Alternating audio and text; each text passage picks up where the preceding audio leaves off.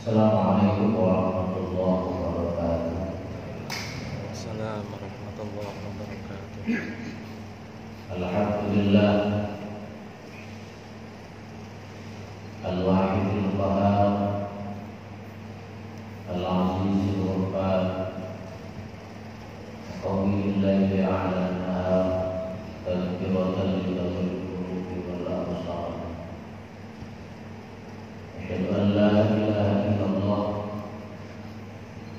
Al-Barrul Karim Ar-Rahmanur Rahim. وأشهد أن نبينا محمدا عبده ورسوله الهادي إلى صراط مستقيم والداعي إلى دين قويم صلوات الله وسلامه على نبي المصطفى محمد وعلى آله وأصحابه أجمعين. أما بعد. Alhamdulillah kita masih diberi anugerah nikmat oleh Allah, yaitu nikmat umur, nikmat diberi kesempatan hidup oleh Allah. Mudah-mudahan kita kelak bisa mempertanggungjawabkan jatah hidup ini di hadapan Allah Subhanahu wa taala.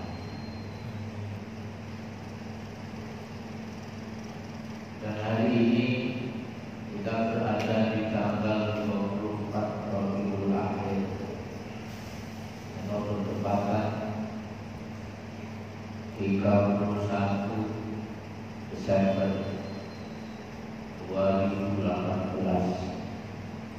Berarti sebentar lagi kita akan meninggalkan 2018 menuju tahun 2019.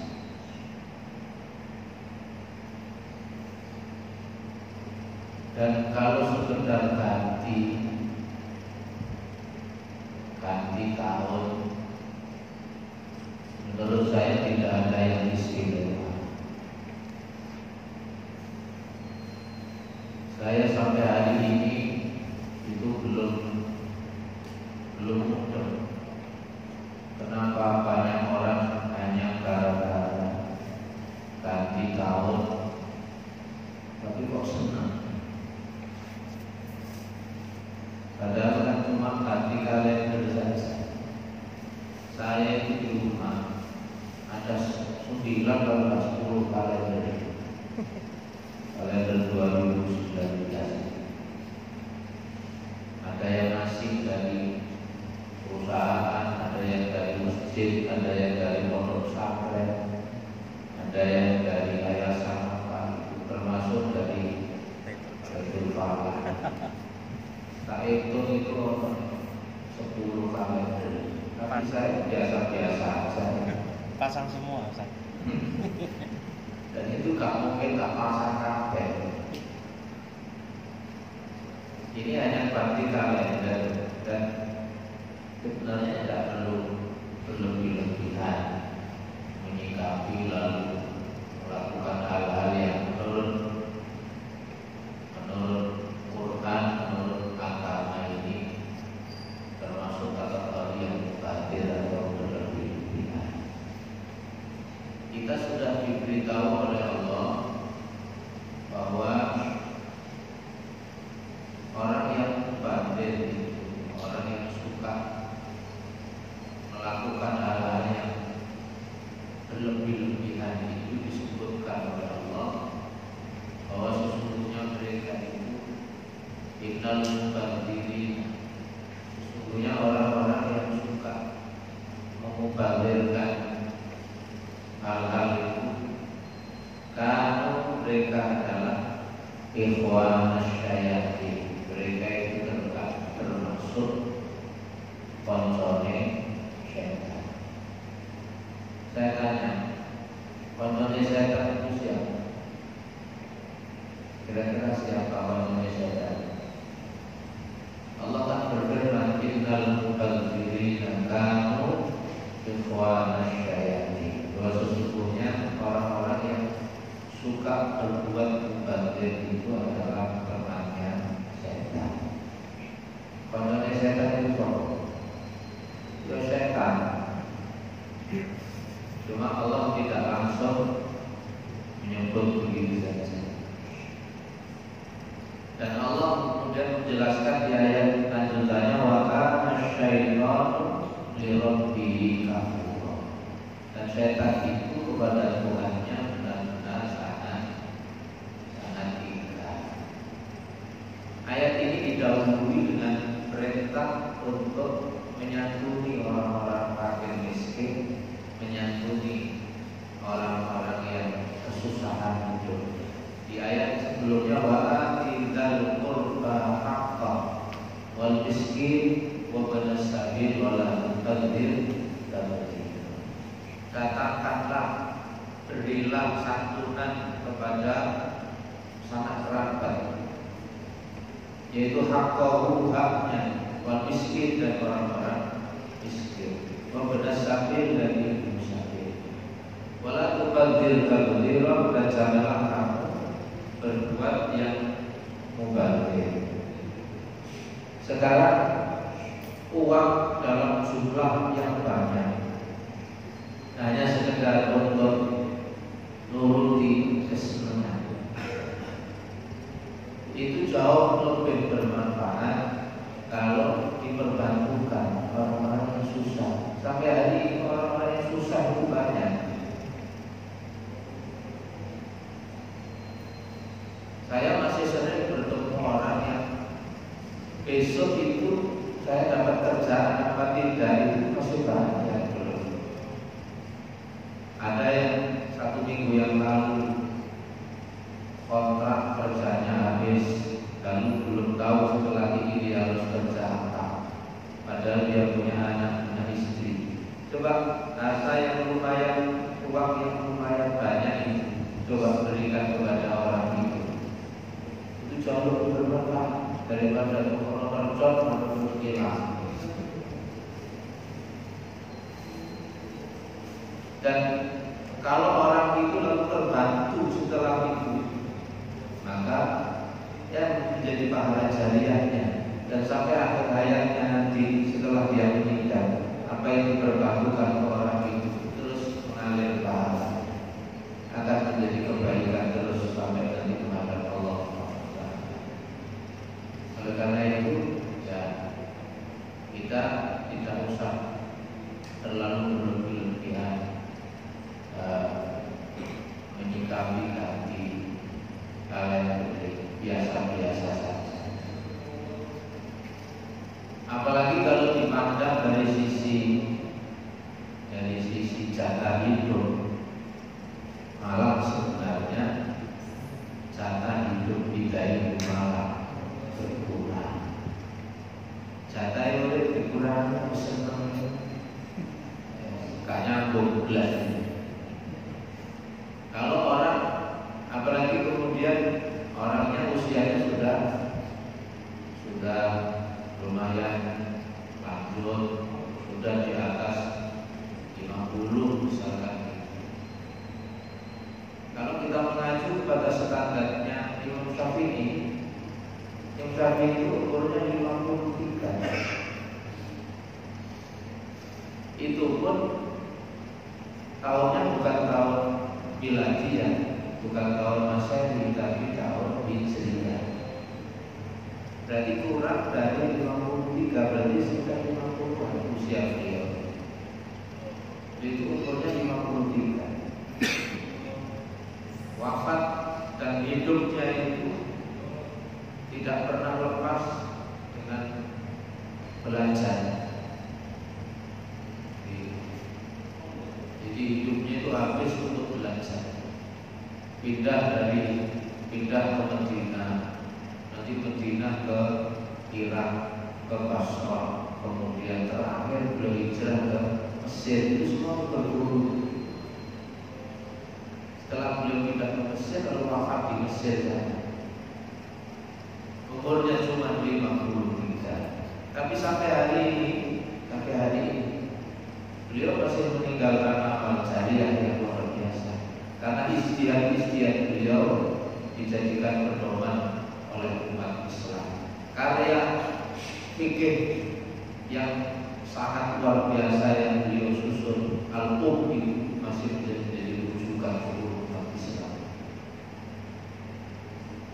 Dan itu berarti beliau itu umurnya panjang, walaupun jatah hidupnya cuma 53 tahun. Yang nyusun kitab Riyadhus Shalihin, jadi yang nyusun kitab Riyadhus Shalihin yang setiap Senin kita baca hadis-hadisnya itu umurnya malah 45 tahun. Itu pun hitungannya hitungan hijriah. Jadi beliau itu umurnya 45 tahun. Dan sekali lagi itu hitungan hijriah. Jadi hitungan hijriah. Beliau lahir tahun 631 Hijriah, wafat 676 Hijriah. Jadi ini ukurannya 45 itu ukuran Hijriah. Kalau diukur Masehi berarti kurang, berarti sekitar 43 atau 42. Karena kan antara Hijriah dan Masehi selisih.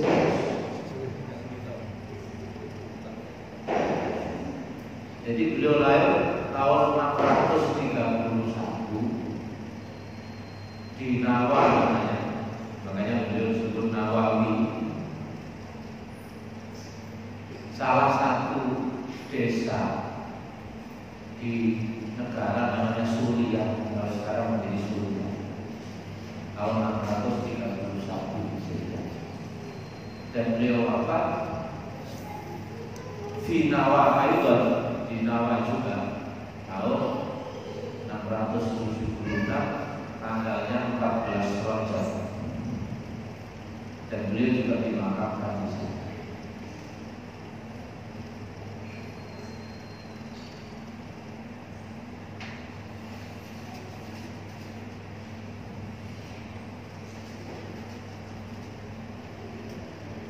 Beliau dijuluki namanya itu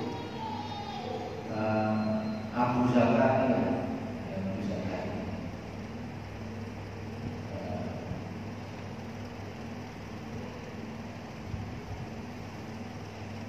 Dan karya tulis beliau sangat banyak. Yang selalu jadi rujukan adalah Riyadhus Shalihin. Lalu ada Al-Baqi Nawawi yang berisi 42 hadis-hadis sahih tentang akidah dan akhlak. Kemudian karya beliau juga ada Al-Adhkar An-Nawawi yang isinya berisi zikir-zikir yang bersumber dari Rasulullah SAW. Jadi isinya seluruhnya bersumber dari Rasulullah. Ini umurnya cuma 45. Berarti masih saya sosok saya ini.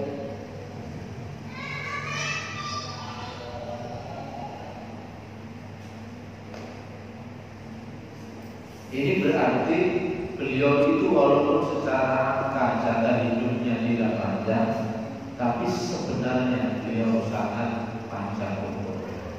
Karena karya-karya beliau masih menjadi pedoman.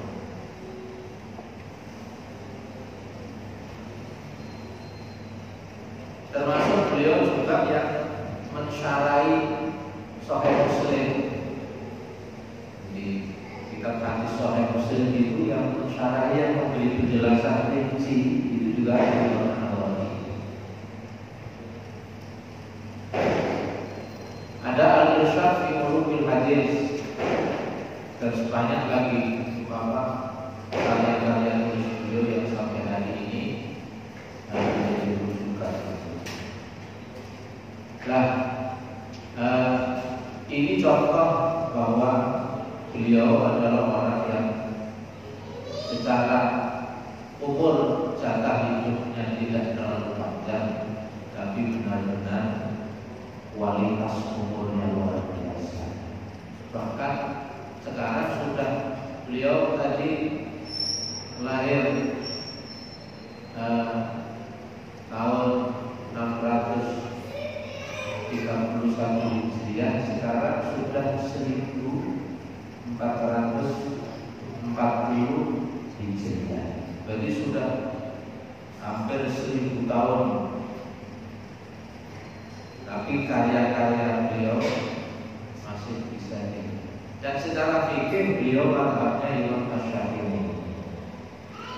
Ulama-ulama yang terkenal seperti Imam Bukhari, Imam Muslim itu fikihnya ikut mazhab Syafi'i. Jadi beliau ahli hadis, tapi fikihnya, ilmunya kalah dengan seniornya yaitu Imam Syafi'i. Sehingga secara fikih beliau mengekor mengikuti istihadnya Imam Syafi'i. Lalu ada orang sekarang yang mengaku kembali kepada Quran dan hadis, tapi tidak mau istihadnya para ulama-ulama terdahulu. Itu produk kelinci. Memangnya untuk bisa kembali kepada Quran hadis itu bisa langsung Quran ditafsirin diri. Itu namanya model. Jadi kembali kepada Quran hadis itu berarti mengikuti para sahabat Nabi. Sahabat Nabi punya murid, mengikuti tabi'in. Tabi'in punya murid, mengikuti tabi'in. Lah Imam Malik, Imam Abu Hanifah, Imam Syafi'i, Imam Ahmad bin Hanbal itu tabi'in. Jadi mengikuti beliau namanya mengikuti Rasul, karena beliau paling dekat hidupnya dengan Rasul. Kalau ini dibuang, terus karena dia apa, misalkan begitu. Saya sebab sering dengar begitu. Terus karena dia apa, terus kalau usah Imam Malik, Imam Hanifah, Imam Syafi'i, Imam Ahmad bin Hanbal. Berarti kita memutus mata rantai ilmu yang bersumber dari Rasul. Sekarang kalau dari Rasul sahabat Rasul mencolok tahun 1440, apa bisa? Tidak bisa. Lalu saya juga pernah ditanya loh, kok gak ikut sahabat saja Ustaz?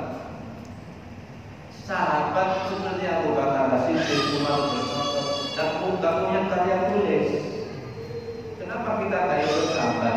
Sahabat tak punya karya tulis, sehingga gak ada dokumen untuk diikuti. Yang punya, kenapa kok beliau tak itu? Bisa jadi saat itu dianggap belum terlalu penting, karena yang dipikirkan di zaman sahabat setelah Rasulullah itu nyalakan Al-Quran. Karena orang yang hafal Quran banyak yang wafat. Lalu konsentrasinya dia cara Quran ini nanti tidak hilang, selamat. Maka di zaman Khalifah Abu Bakar ditulislah Al-Quran, dikumpulkan orang-orang yang hafal Quran untuk menulis, supaya orang-orang yang hafal Quran nanti wafat, Qurannya tidak hilang.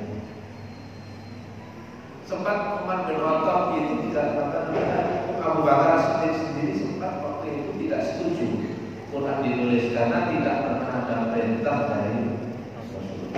Dan Rasul itu mengajarkan Quran kan dibacakan. billahi minasyaitonir rajim. Bismillahirrahmanirrahim. Wa basyiril ladzina amanu wa 'amilus shalihati anna lahum jannat. Lalu itu bukan sahabat-sahabat Nabi sing cerdas diapa-apa. Lalu kalau yang nggak hafal ada yang nyadar tapi nantinya nggak ada yang komplit. Pas Rasul membacakan ayat tertentu dia nggak ada. Maka kemudian di zaman Khalifah Abu Bakar Siddiq ditulislah Al-Quran. Dan tulisannya kalau harokat, maka kalau titik-titiknya juga nggak ada. Pak titik 1 di bawah, tak titik 2 di atas, lalu sak titik 3 di atas. Kemudian jim, hak, kok, jimnya titik 1 di tengah, hak, kosongan, lalu kok ada titik di atas. Itu di zaman sahabat tidak ada. Jadi tulisannya mau serat-serat muter-muter. Lalu untuk membedakan itu gaya tulisannya saja, antara bak itu garisnya agak kencang, lalu tak agak ini sedikit, lalu nun itu mesti balik mesti modelnya mesti melengkung. Kalau fak sama kof ya fak itu letter begini, kalau kofnya agak, jadi kalau kof mesti agak ke bawah begininya, itu berarti kof, itu saja. Dan seterusnya. Tapi setelah Islam berkembang ke luar Jazirah Arab, muncul problem baru. Ini tidak semua orang Arab bisa ngerti rumusnya tulisan-tulisan itu. Maka ada yang kemudian berinisiatif mempermudah, yaitu dikasih titik-titik. Itu pun antara ulama daerah tertentu dan ini rumusnya beda. Makanya ada Quran itu yang rumusnya fa sama kof itu hanya beda titik. Kalau fa titiknya 1 di bawah, kalau kof titik 1 di atas. Yang ini yang sempat beberapa bulan yang lalu diviralkan katanya itu Quran palsu. Padahal itu nggak palsu, cuma uangnya sing maca Quran kurang ping-ping. Itu Quran asli. Cuma rumusnya memang beda.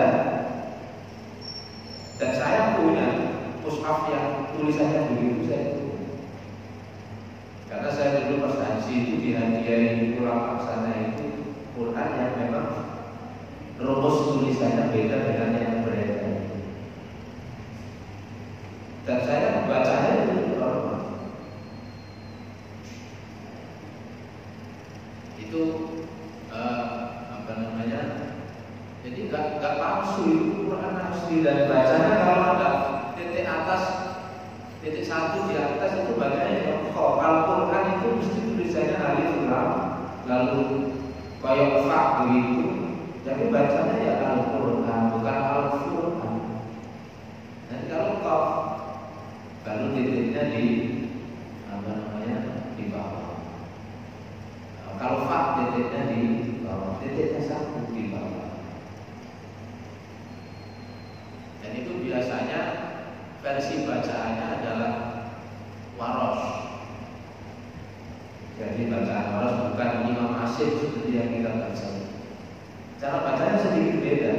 Innal ladzina kafaru sawa'un 'alaihim anzartahum am lam tunzirhum la yu'minun.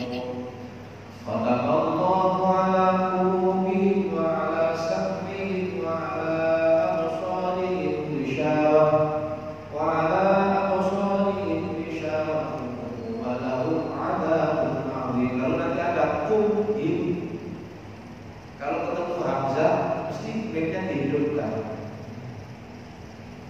Alaihim a itu berarti alaihim, dan bacanya baca seperti majalis munfasil, mesti baca sawa'un alaihim anzartahum, lalu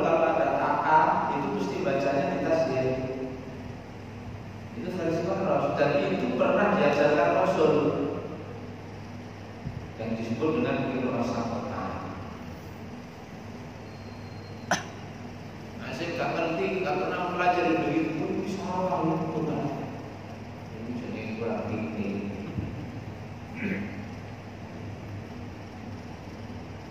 Ternyata ilmu yang berhubungan dengan Quran itu sing kita belum tahu itu sakuda. Yang kita belum tahu. Dan saya nggak perlu nyala saya belum. Yang kita tidak tahu itu masih banyak sekali. Saya dulu lulus dari GIN itu tak kira bacaan Quran saya harus benar. Karena saya merasa sudah pernah ngaji di Kolej Usil, bahkan masuk MI itu saya sudah hafal Quran.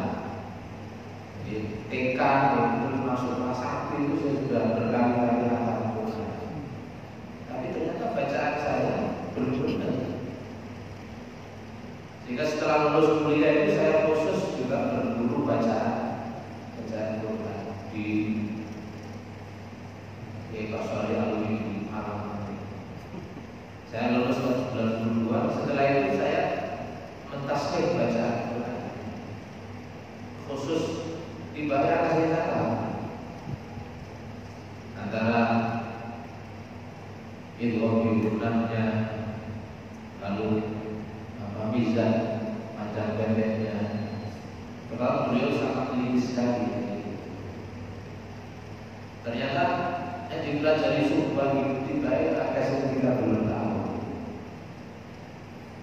Nah, ini terkait dengan pergantian hari ini. Pergantian hari kan dino Senin ganti dino Selasa.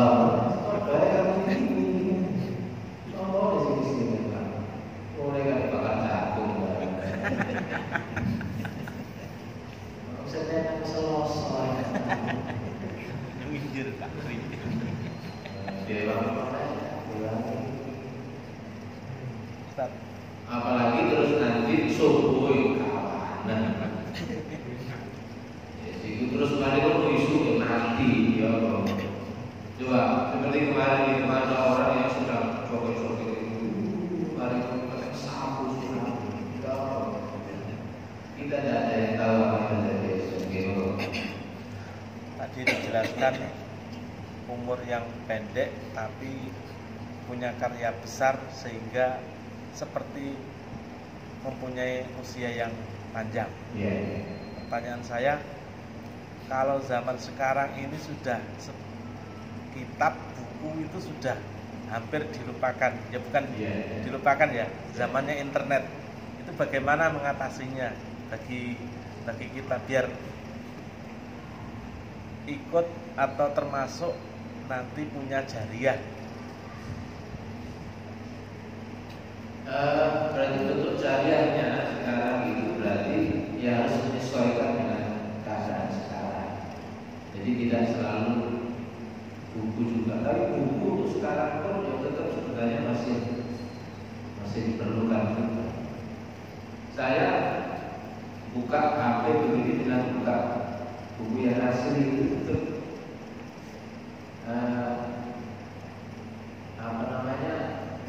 tetap ada bedanya. Atau buatlah jariah-jariah dalam bentuk-bentuk yang baik, seperti kita bantu dakwah agama ini, kita sediakan waktu kita untuk mengurusi foto ini, menolong agamanya Allah. Gak bisa dengan tenaga, gak bisa dengan ilmu ya, dengan dananya, dengan infaknya dan sebagainya. Itu bagian dari jariah. Dan itu insya Allah nanti akan bermanfaat setelah seseorang itu meninggalkan dunia. Jadi berarti kita paling tidak itu memberi manfaat yang baik kepada sesama manusia, khususnya anak. Jadi menjariahkan diri dalam bentuk itu, menjariahkan dalam bentuk ikut andil, ikut senang, ikut adil, ikut menolong dan sebagainya yang urusannya dengan perjuangan agama. Jadi kalau atau paling tidak memberi manfaat kepada orang lain. Karena dua hal yang tidak ada yang melebihi keutamaannya, yaitu iman kepada Allah dan memberi manfaat kepada sesama muslim atau kepada sesama umat manusia. Jadi ada keterangan dari Rasulullah, khoslatani la syai'a afdal minhuma. Tidak ada dua hal, tidak ada sesuatu yang lebih utama dari dua hal itu. Apa? Al-iman billah wa naf'u lil muslimin, yaitu iman kepada Allah dan memberi manfaat kepada seluruh umat Islam secara khusus, dan juga memberi manfaat secara umum kepada seluruh umat manusia. Jadi khoslatan la syai'a afdal minhuma. Ada dua hal, tidak ada yang bisa melebihi keutamaan dari dua hal itu. Satu, al-iman billah, iman kepada Allah, wa naf'u lil muslimin, dan yang kedua memberi manfaat kepada kaum muslimin. Itu yang nanti meskipun orangnya sudah mati, tapi kebaikannya terus berlanjut. Nanti kita akan ketemu dengan bab itu sendiri, namanya di Riyadhus Shalihin ini. Nanti ada bab, yaitu bab fi man sanna sunnatan hasanatan au sayyi'atan, yaitu bab tentang orang yang memberi contoh baik atau sebaliknya memberi contoh yang jelek. Kalau ada pahala jariyah, nanti juga ada dosa jariyah. Sebab kata Rasulullah, Qabil itu sampai nanti hari kiamat itu tetap dapat dosa jariyah. Setiap kali ada orang yang membunuh dengan cara zalim, maka Qabil mendapatkan dosa jariyah. Laisa min nafsin tuqtalu zulman, kata Rasulullah, tidak ada seorang satu jiwa pun yang dibunuh dengan cara zalim illa kana ala bani Adam, melainkan atas putranya Adam al-awwal iflun min dzamina li annahu kana awwal man sanal qatla. Jadi kalau ada orang yang terbunuh secara zalim, maka putranya Nabi Adam yang bernama Qabil itu ikut tambahan iflun min dzamina, beban dari darah yang mengalir karena terbunuh. Kenapa? Li'annahu kana awwala man sanal qatla, karena dialah orang yang memberi contoh membunuh pertama. Muttafaqun alaih, hadis riwayat Bukhari dan Muslim. Namanya dosa jariyah. Iku wong wis mati kebiyen. Gue bilang itu tahun ini. Setiap kali ada orang terbunuh secara zalim, langsung pulsa dosanya tambah, dosanya tambah lagi. Setiap hari saya yakin mesti ada orang yang terbunuh karena zalim. Entah kalau tidak di Jawa Timur, di Jawa Tengah, kalau tidak gitu di Jawa Barat, kalau tidak gitu di pulau selain pulau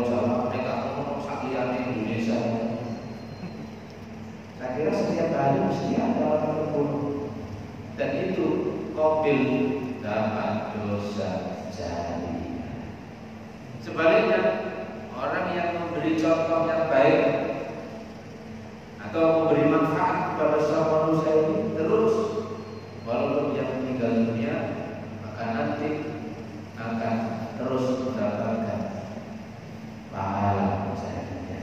Jariah itu maknanya milih, jaro yang jeli itu maknanya mengalir, dan jeli itu maknanya mengalir. Jariah itu berarti terus mengalir. Itu nanti bab sendiri, yaitu bab fi man sanna sunnatan hasanah au sayyi'ah. Dan ulama Imam Nawawi membedakan sanna sunnatan hasanah dengan bada'ah muhdatsatul umur, itu babnya beda. Jadi beliau membedakan antara sesuatu yang baru yang disebut dengan bid'ah dengan sesuatu yang baru yang tidak melanggar aturan Allah dan Rasulnya, disebut sunnah. Yang satu baru dari sunnah, yang satu baru dari bid'ah. Jadi nanti ada bab sendiri. Guru bayar. Tapi kamu kok tak bocor kayak gini? Dan penasaran. Jadi ada bab sendiri, ada bab bid'ah, ada bab sunnah. Ada bab bid'ah, ada bab sunnah. Sebab kadang-kadang orang tidak bisa membedakan. Dikira semua yang baru itu mesti bid'ah yang sesat. Jadi bahkan sampai ada yang mengatakan tidak ada bid'ah hasanah.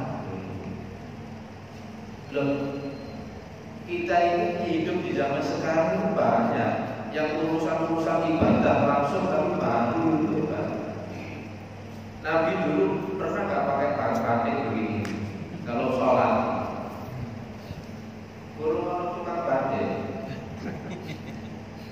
Dan di zaman Nabi nggak ada kopiah, adanya waktu itu belum ada mesin jahit, adanya ya kain di untel-untel dari sini ditaruh ini saja.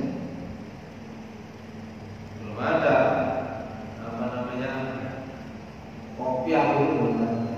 Gawe ini saya belum bisa, karena teknologinya belum ada. Loh ini kan urusan dunia, kata saya urusan dunia itu lagi guna kol, lagi guna sholat, jadi urusan akhirat. Jadi bukan urusan tergantung di bawah mana. Kalau ini dipakai sholat, ya urusan akhirat, urusan ibadah. Kalau dibawa ke mall baru itu urusan dunia. Jadi nanti ada. So kadang-kadang orang berpikir bahwa hukum itu kaya lho, nek gak bid'ah ya sunnah. Padahal hukum itu lho. Dan itu sudah dulu namanya hukum. Ini hukumnya apa? Kalau bicara pertanyaannya hukumnya apa? Itu jawabannya apa? Oh ini hukumnya bid'ah. Ya justru itu bid'ah. Kalau hukumnya apa, itu berarti jawabannya kalau tidak wajib, haram, sunnah, makruh, atau mubah. Itu nanya hukum. Ustaz, ini hukumnya apa? Kalau hukumnya apa, mesti jawabannya salah satu dari ini. Jadi tidak ada ini hukumnya bid'ah, tidak ada. Sampai cari referensi tulisan-tulisan ulama-ulama terdahulu kalau bicara menjawab ini hukumnya bid'ah. Hukumnya itu kalau tidak wajib, haram, makruh, sunnah, mubah. Itu hukumnya. Jadi hukum itu nggak bisa lepas dari itu. Berarti menyikapi hal yang baru juga tidak lepas dari sesuatu yang baru ini hukumnya apa? Bisa wajib, bisa haram, bisa sunnah, bisa makruh, atau bisa mubah. Sekolah betul hukumnya apa? Ini bisa mubah, walaupun dulu di zaman Nabi tidak ada. Ini mubah saja. Misal rawon, soto, mubah saja. Jadi berlaku. Yang sunnah adalah angkat kaki kanan. Yang sunnah adalah membaca basmalahnya dan seterusnya. Baik makan kerupuk itu, rempeyek itu tidak ada hukumnya. Itu sesuatu yang baru, tapi hukumnya mubah. Hukumnya baru tapi sesuatu yang baru tapi hukumnya mubah. Pakai kopiah ini sesuatu yang baru, hukumnya apa? Ini kan baru, itu bahasa Arabnya namanya bid'ah, dari bacaan yang tidak. Allah itu disebut badi'us samawati wal ardh. Ini sesuatu yang baru, tapi hukumnya apa? Pakai kopiah, walaupun ini baru. Sebagian ulama menghukumi sunnah, sebagian ulama menghukumi mubah. Tapi tidak wajib, tidak ada ulama yang wajib ada. Kalau meskipun tidak pakai kopi, ada yang menghukumi sunnah, ada yang menghukumi mubah. Jadi kalau menyikapi hal yang baru berarti juga tidak boleh lepas dari kaidah hukum 5. Wajibkah, haramkah, makruhkah, sunnahkah, atau itu baru hukum. Keluar dari ini justru menyimpang dari garis-garis syariat yang sudah ditetapkan oleh Allah dan Rasul. Itu jadi ngarang hukum di mana? Kalau ditanya hukumnya apa? Itu gak cerdas.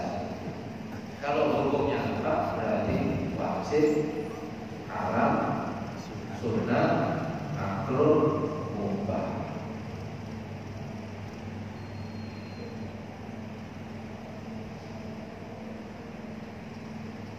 Kurang 2 menit, mungkin ada yang tanya barangkali. Kalau doa akhir tahun yang dibaca itu akhir tahun Hijriyah atau Masehi? Ya, boleh. Prinsipnya begini, ya, doa kita itu kan selalu diajari untuk introspeksi. Ya ayyuhalladzina amanu taqullaha wal tanzur nafsum ma qaddamat lighad. Diulang lagi, wattaqullah. Jadi itu sebenarnya tidak harus tunggu akhir tahun, tidak harus tunggu awal tahun sebenarnya. Rasul berdoa yang intinya mirip dengan itu setiap hari. Tapi timbangannya 14 ya, timbangannya 14. Atau introduksi diri 14 timbangannya 14 itu setahun sekali bagus. Jadi kita malah diperintah ya ayyuhalladzina amanu taqullaha wal tanzur nafsum ma qaddamat lighad. Wahai orang-orang beriman, bertakwalah kalian kepada Allah. Wal tanzur, dan dalam memperhatikan. Memperhatikan itu berarti introspeksi diri, muhasabah. Nafsun seseorang ma qaddamat, apa yang sudah dikerjakan. Dikokon perhatian itu fungsinya apa? Lighadin, untuk bekal nanti di hari esok. Diulang lagi, wattaqullah, bertakwalah kalian kepada Allah. Lalu para ulama mufassir termasuk Ibnu Katsir Al-Qurtubi itu menjelaskan kenapa ittaqullah kok diulang 2 kali. Pertama, ittaqullah di situ yang pertama berarti bertakwalah kalian kepada Allah dengan cara bertaubat.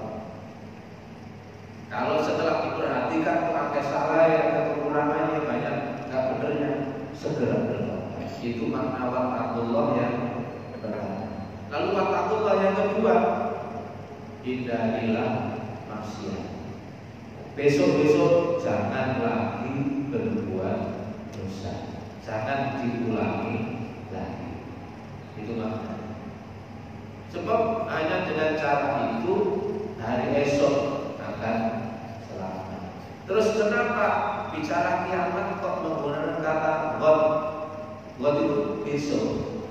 Itu menunjukkan bahwa kiamat itu tidak lama, terutama kiamat kecil, yaitu kematian.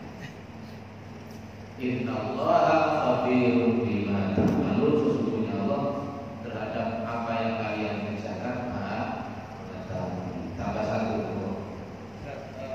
Kembali ke tentang binasa. Tadi dikatakan kita itu bukan hukum. Mungkin apakah kita itu merupakan sesuatu yang tidak pernah dilakukan. Tapi kalau dikaitkan dengan hukum, apakah termasuk melanggar? Bid'ah itu yang dimaksud oleh Nabi sesat tadi itu adalah sesuatu yang baru yang tidak ada di zaman Nabi dan bertentangan dengan syariat.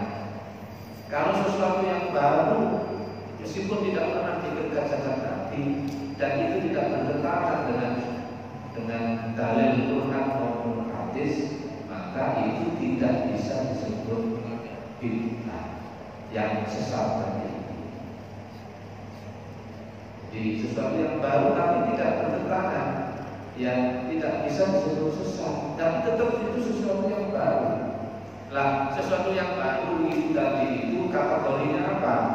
Kalau melanggar namanya sesuatu yang baru yang sesat yang dihukumi haram tadi.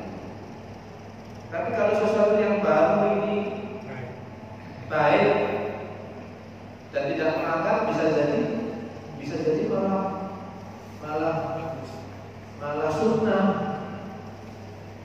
Bisa gitu. Seperti naik pesawat itu.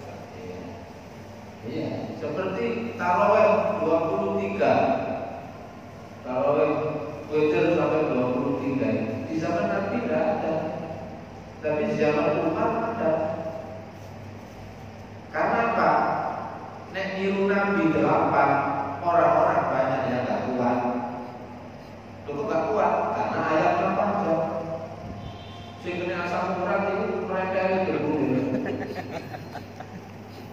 Lalu oleh Umar bin Khattab ayatnya pendek, agak dipendekkan, tapi durasi tarawihnya mirip dengan zaman Rasul. Makanya lalu jumlah rakaatnya ditambah. Itu sesuatu yang baru tapi sunnah. Ini sering dipertentangkan Ustaz. Iya. Sekarang tidak mungkin Umar bin Khattab itu berani melakukan sesuatu yang jelas-jelas diancam neraka, tidak mungkin. Umar bin Khattab itu termasuk 10 orang sahabat Nabi yang dijamin masuk surga.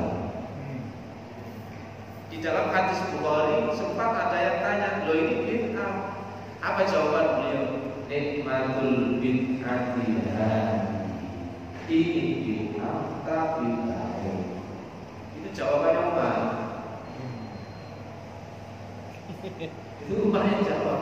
Umar itu sudah dijamin ahli surga. Apa goro-goro itu terus kasih itu dijamin ahli surga? Tidak bisa. Begitu yang dijamin yang mengatakan beliau ahli surga itu Rasul. Berarti beliau itu insya Allah kebijakannya tidak akan menyimpang dari Al-Quran dan Sunnah. Sekarang ini banyak Ustaz di YouTube itu. Oh iya, karena ini kasih tahu yang YouTube loh. Nah, terus Ustaz YouTube itu. Ya itu boleh, tapi sekedar untuk wawasan. Ngaji apapun itu butuh orang guru. Ustaz, Rasul mengerjakan terawih 8 dengan durasi yang panjang itu kira-kira kalau di jam itu berapa jam? Itu ya habis isya sampai menjelang sahur. Kau masih bisa melakon. Kalau dulu itu di zamannya Umar itu setelah 2 rakaat, 4 rakaat, tawaf. Itu jadi 23 itu begitu modelnya. Setelah 4 rakaat, lalu tawaf sunnah. Setelah itu baru turun dari masalah sampai 4 rakaat lagi. Ini santai di sini dari tawaf. Nanti setelah tawaf, fikirnya untuk pegel, kemudian masalah misalnya. Jadi hampir setengah. Tuh kok bisa bangun pabrik ya.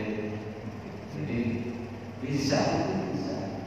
Nah, terus di Medina karena nggak punya Ka'bah, lalu karena mereka nggak bisa tawaf, di Madinah itu sampai terjadi sholat tarawih itu 36 rakaat. Itu di zaman Khalifah Umar bin Khattab. Kenapa? Ya orang Madinah belum Mekah enak, mari kita rakaat tawaf. Kalau Madinah kayak iso tawaf, akhirnya jumlah rakaatnya di hakikatnya sholat malam, sholat tarawih itu masuk kategori sholat malam. Laisa bahwa sholat malam itu tidak ada batasan jumlah rakaat. Hakikat. Apa dasarnya? Siapa yang sholat subuh berjamaah, maka pahalanya seperti sholat semalam subuh. Artinya apa? Berarti semalam subuh dipakai sholat terus, itu dibenarkan oleh syariat. Itu yang dipakai pedoman oleh ulama. Ini kakak tuh jadi kata-kata.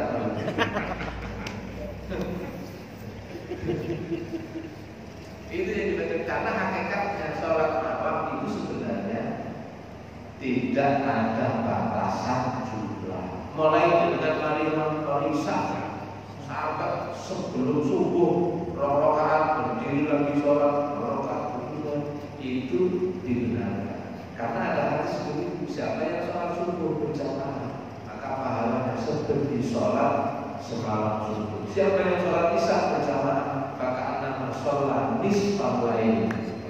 Siapa yang sholat subuh, sholat isya berjamaah seperti sholat setengah malam. Nanti mulai habis ini sholat sampai nanti jam 12 malam, pahalai sholat isya berjamaah 10 tahun. Jadi itu yang diberikan dalil kenapa Umar berani nambahin, karena ada dalil seperti ini. Ini namanya tidak menyalahi. Berarti apa yang dilakukan oleh beliau berarti termasuk bagian dari sunnah.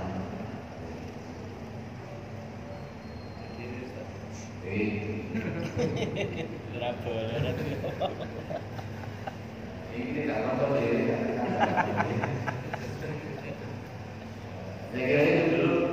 Nanti insya Allah ini sengaja tadi saya tidak membaca bab yang kemarin, ya di samping 2 kali saya tidak bisa datang karena awal Desember itu saya diutus, itu dulu santrinya apa saya di Banyuwangi